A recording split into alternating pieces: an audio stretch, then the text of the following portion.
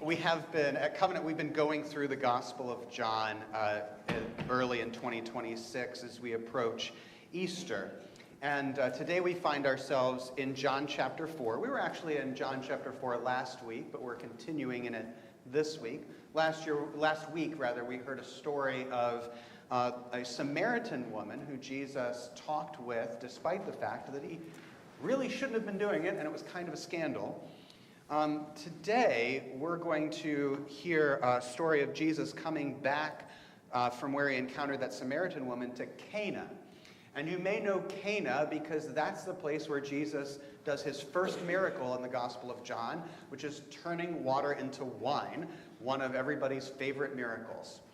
So he's coming back to Cana, and we're going to hear a different miracle story in John 4:46 through 54.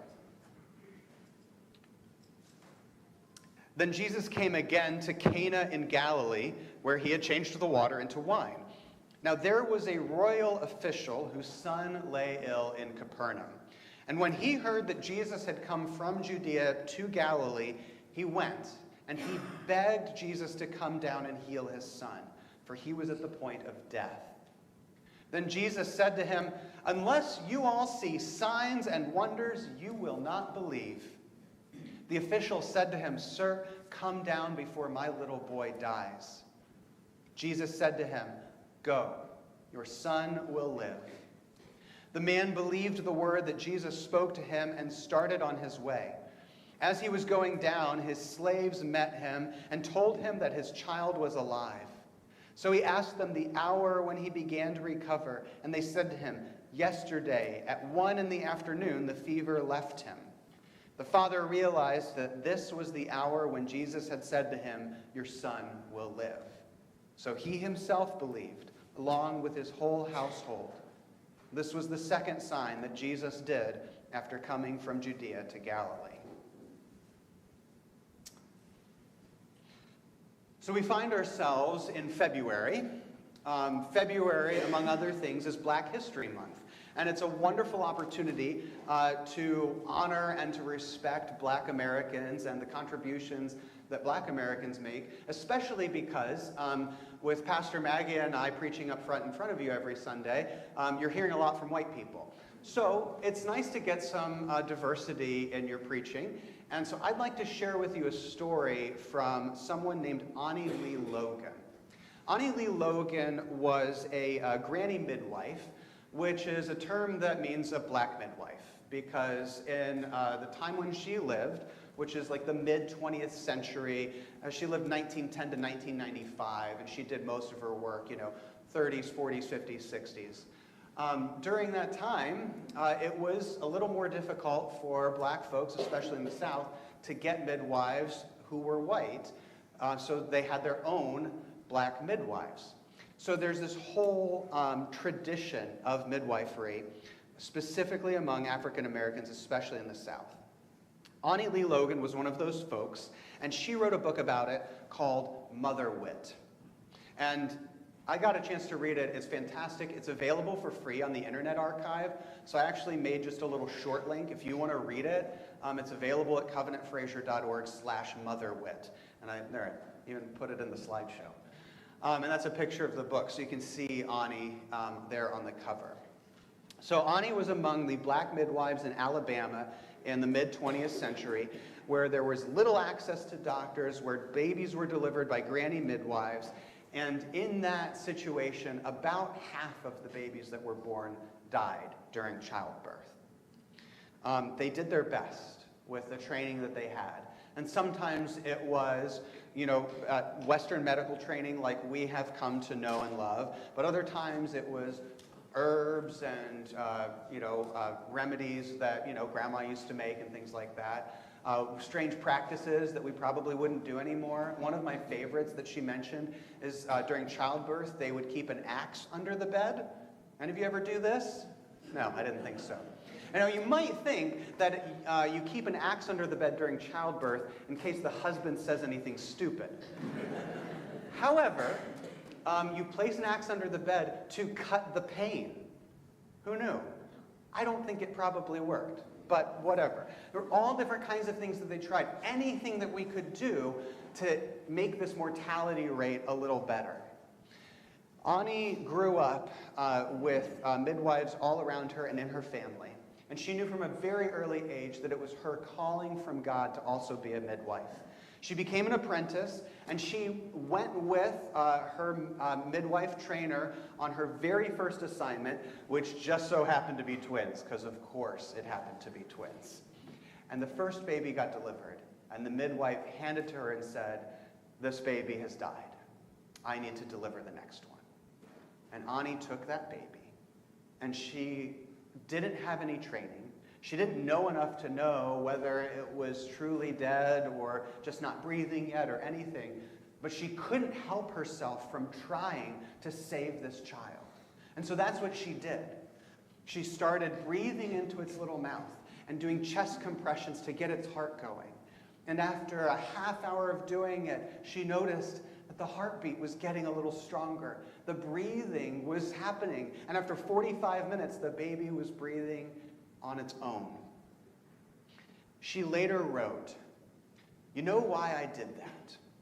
I asked God to help bring that baby to life if life was in it, and He gave me the power to do it. I learned then who to depend on from that. That's what I did. And that boy is married with a house full of children." She says, "There was a higher power, and God gave me wisdom, mother wit, common sense. Wisdom comes from on high. You got it, and you can't explain how you got it yourself. It's mother wit. I can't tell you exactly how I got it. I can't tell you how mother did it. Listening at classes, I would say, helped a lot. All at the same time, God was talking to me because I was so interested." I love how she highlights that this mother wit is something that comes with no explanation. It is a miracle from on high. But nevertheless, it's a partnership. She doesn't get that mother wit and get able to use it unless she gets interested, unless she partners with God, unless she looks at the baby in front of her and tries to save it.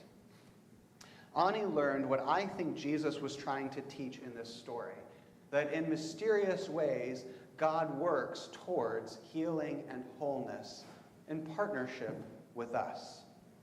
And we know healing and wholeness doesn't always happen in this broken world that we live in. We all have stories of times when healing didn't come, when wholeness wasn't there. But those times when it did come, we can know that God was present. In this story in the Gospel of John, Jesus provides healing for this child, miraculously saves this boy who's over in another city far away. And initially, when Jesus encounters the father who's looking for help, it seems like Jesus thinks that this guy is just looking for proof, just looking for Jesus to do something cool.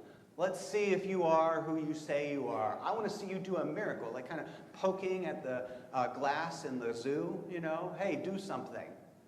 And Jesus says, y'all aren't going to believe anything unless you see signs, which is obviously a problem because he's not always going to be there on earth to do miracles. People are going to have to believe without seeing. Jesus realizes, though, that this man isn't giving up. This man gets rebuked by Jesus, and he doesn't care because he just wants his son to live. And so Jesus provides a sign, not for the sake of the crowd that's gathered around him looking for something, but for the sake of that child. This highlights a theme in John and honestly in most of the Gospels, that when Jesus does things like this, when he performs miracles, when he does these awesome teachings, yes, a lot of times he does them in front of a crowd. But a lot of times he does them where people can't see, in a town far away with no fanfare. Jesus, at the same time as he is trying to share God's love with people, is also doing it with humility, kind of keeping it to himself. And these stories that we have about Jesus, they spread despite him asking for them not to be spread. Jesus isn't coming to do miracles to show off in front of everybody. He's coming to heal people. And not just to heal sickness, because Jesus healed that one boy, but he didn't heal the boy next to him. He didn't heal that next child the next day. We don't have those stories.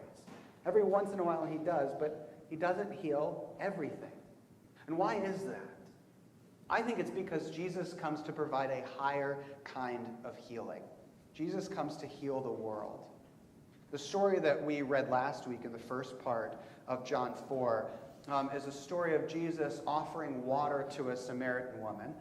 And she says, "Oh, well, tell me where I can go get it, because I have a bucket." And he says, "I'm not talking about that kind of water. I'm talking about water that if you drink it, you will never be thirsty again."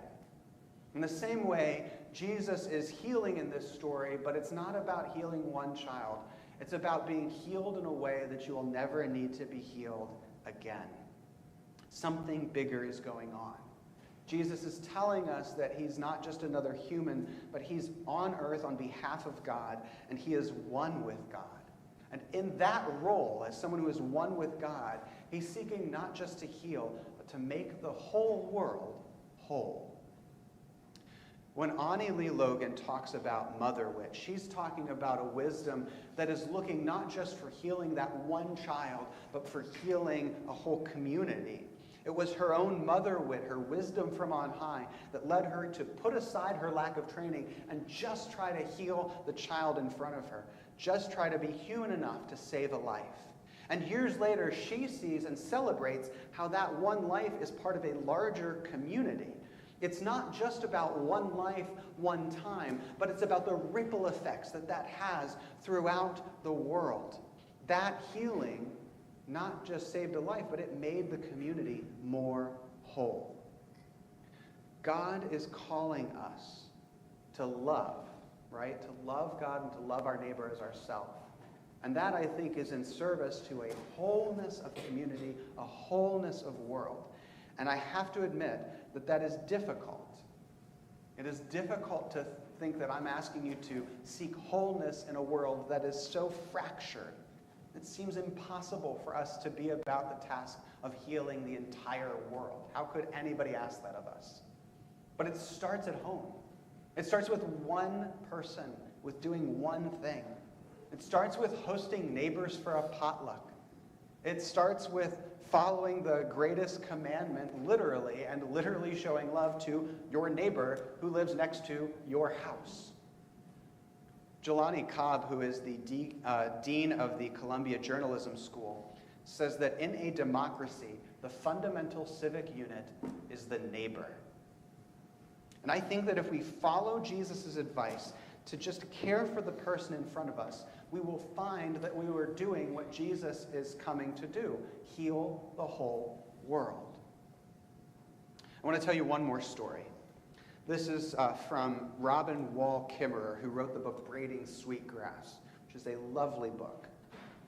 She talks about how for a while her family lived next to an old woman in Kentucky named Hazel, whom she as a child thought of as Witch Hazel because she was old and lived alone. And I guess that to some children makes somebody a witch. I would just like to point out that I disagree with that. I have known many wonderful people who live alone and are not young, and none of them have been witches. Actually, maybe some of them have been. Nevertheless, they've all been great.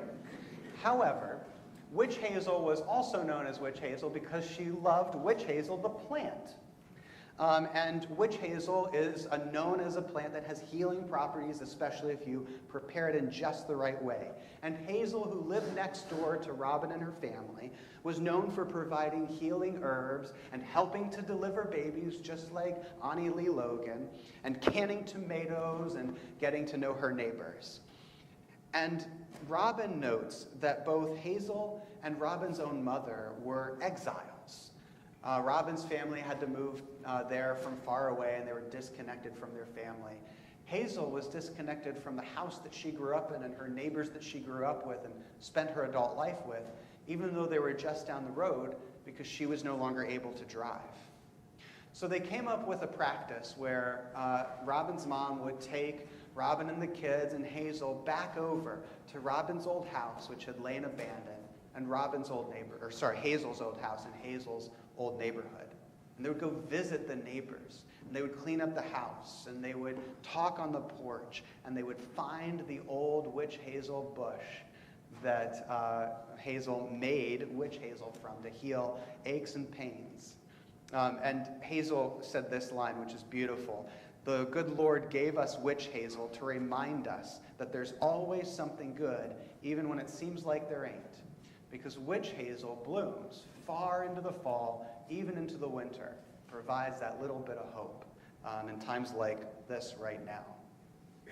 She also said to them, I wish I could have just one more Christmas in my dear old home, but those days are gone, gone with the wind.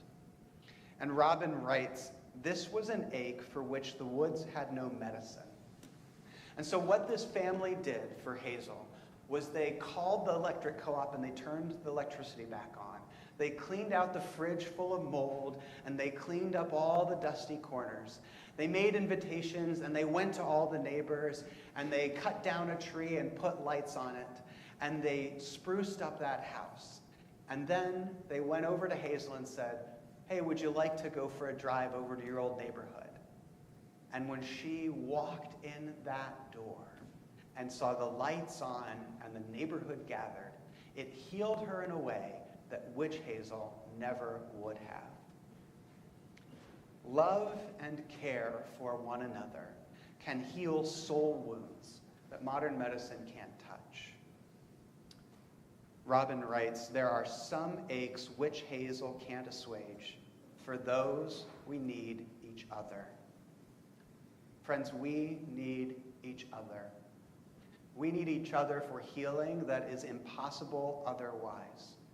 We need each other to provide the kind of healing that Jesus came to show. Maybe not the kind of healing that will cure disease, but the kind of healing that will heal a community. Jesus showed us a miracle in Cana in this story in John. A miracle of a father's love for a child that led him to stand up in faith even to the Son of God himself. A faith that blossomed into action. A faith that would lead someone to put aside anything and everything for the sake of someone in need.